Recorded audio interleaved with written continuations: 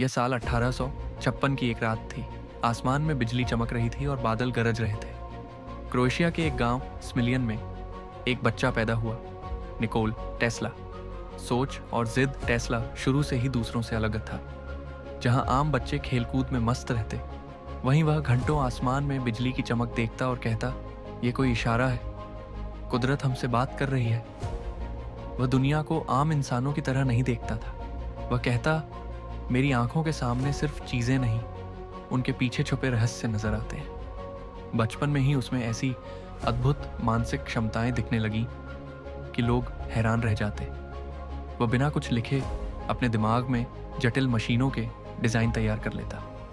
उसके सपने भी असाधारण होते। सपनों में वो ऐसी इंजीनियरिंग योजनाएं देखता जो उस दौर में कोई सोच भी नहीं सकता था। वह कहता, मेरे सपने हकीकत से भी ज्यादा साफ होते हैं। मैं सोते हुए चीजों को बनते हुए देखता हूं और जागते ही उन्हें पूरा कर लेता हूं। पढ़ाई पूरी होते ही टेस्ला ने अमेरिका का रुख किया।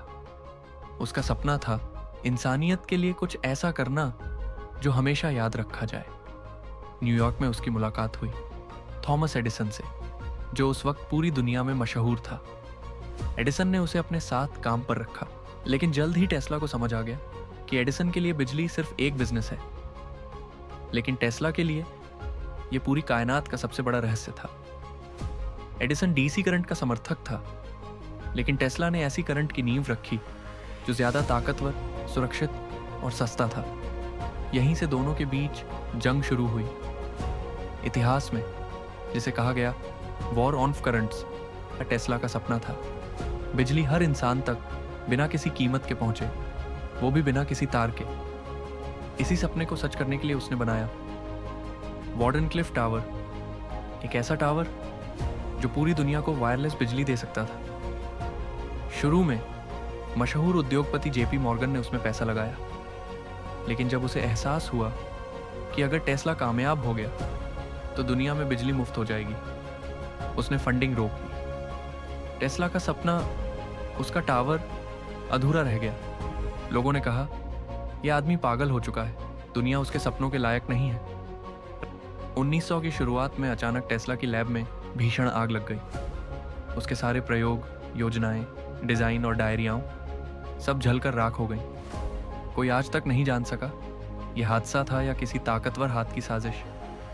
टेस्ला चुप हो गया, लेकिन कहता रहा, मेरे पास ऐसा ज्ञान है, ऐसी ऊर्जा है जो पूरी दुनिया बदल सकती है, लेकिन शायद अभी दुनिया इसके लिए तैयार नहीं है।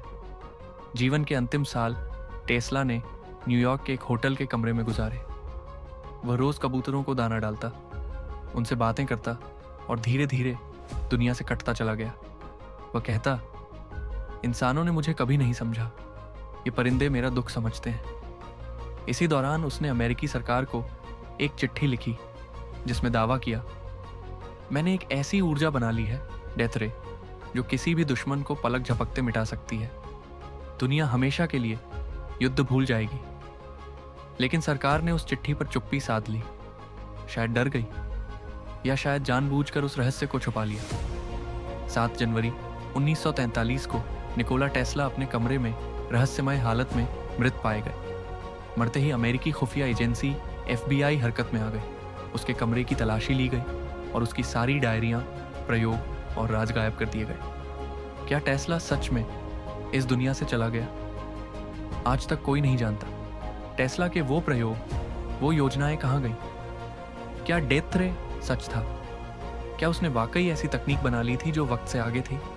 कुछ लोग मानते हैं आज के आधुनिक हथियार, वायरलेस टेक्नोलॉजी, सब टेस्ला के अधूरे सपनों की चोरी की हुई शक्लें हैं।